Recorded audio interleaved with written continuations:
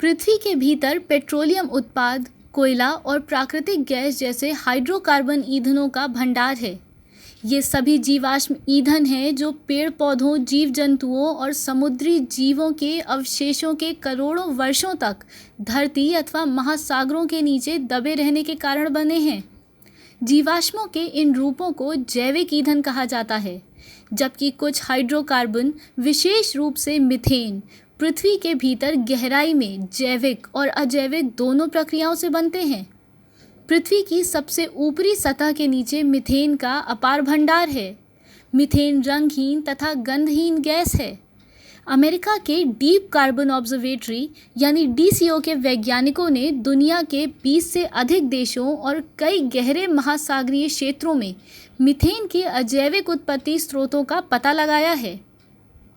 वैज्ञानिकों के अनुसार कुछ विशेष चट्टानों में पाए जाने वाले ओलिविन नामक खनिज और पानी आपस में क्रिया करके हाइड्रोजन गैस बनाते हैं। ये हाइड्रोजन कार्बन स्रोतों जैसे कार्बन डाइऑक्साइड से क्रिया करके मीथेन बनाती है। वैज्ञानिक इसी को अजैविक मीथेन कहते हैं क्योंकि ये बिना किसी जैविक आधार के निर्मित होती है। अध्ययन में ये भी पता चला है कि कुछ विशिष्ट सूक्ष्म जीव वास्तव में अजैविक मीथेन बनाने में मदद करते हैं। पृथ्वी में बहुत अधिक गहराई में मिलने वाले मिथोनोजेन नाम के ये सूक्ष्म जीव भू रासायनिक क्रियाओं के दौरान बनने वाली हाइड्रोजन का उपयोग करके अपशिष्ट के रूप में मीथेन गैस का उत्सर्जन करते हैं। मीथेन का उपयोग ईंधन के रूप में किया जाता है और ये गैस धरती में पड़ी दरारों से निकलती है। डीसीओ के वैज्ञानिकों ने लगभग 3 अरब वर्ष पहले महाद्वीपों के कोर में बनी चट्टानों, समुद्र तल में मध्य महासागरीय चोटियों, ज्वालामुखियों की निकटवर्ती उच्च तापमान वाली जलतापीय नलिकाओं और विभिन्न महाद्वीपों के कई बेहद खारे झरनों और जलकुंडों में अजैविक मीथेन की मौजूदगी का पता लगाया है। इन स्थानों में तुर्की की प्रसिद्ध फ्लेम्स ऑफ काइमेरा, ओमान के सीमेल ओफियोलाइट, कनाडा की गहरी खदानें और मध्य अटलांटिक महासागर में लॉस्ट सिटी जलतापीय क्षेत्र शामिल हैं।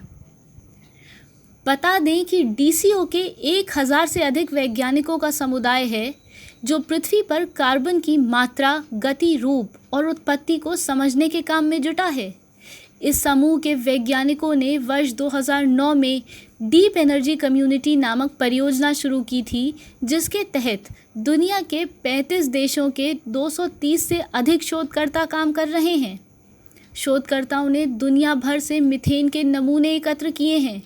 वैज्ञानिकों ने मास स्पेक्ट्रोमेट्री, अवशोषण स्पेक्ट्रोस्कोपी तथा अत्याधुनिक संवेदी उपकरणों की मदद से जैविक और अजैविक मीथेन गैस के रासायनिक घटकों का विश्लेषण किया है। विभिन्न आइसोटोपों से पता चला है कि धरती में मीथेन कैसे बनती है। इस शोध से जुड़ी फ्रांस की क्लाउड बर्नार्ड यूनिवर्सिटी की वैज्ञानिक इज़ाबेल डैनियल का कहना है कि पृथ्वी पर अजैविक मीथेन की मौजूदगी की पुष्टि हो गई है। ये जटिल प्रक्रिया है जिसमें सबसे बड़ी भूमिका चट्टानों में बनने वाली हाइड्रोजन की होती है। परियोजना में शामिल यूनिवर्सिटी ऑफ कैलिफोर्निया के प्रमुख वैज्ञानिक एडवर्ड यंग कहते हैं कि अगर बेहतर ढंग से ये समझ में आ जाए कि चट्टानों में हाइड्रोजन कैसे बनती है और मीथेन उसमें कैसे शामिल हो जाती है, तो वैज्ञानिक ये जानने के बेहद करीब होंगे कि पृथ्वी पर कितनी अजैविक मीथेन मौजूद है। अजैविक मीथेन की खोज की दिशा में किए जा रहे शोधों से प्राकृतिक ऊर्जा संबंधी सोच में बदलाव हो रहे हैं। वैज्ञानिकों का कहना है कि अजैविक मीथेन भविष्य में ऊर्जा का प्रमुख स्रोत बनकर उभर सकती है और इसका आर्थिक मूल्य निश्चित रूप से बहुत अधिक हो सकता है।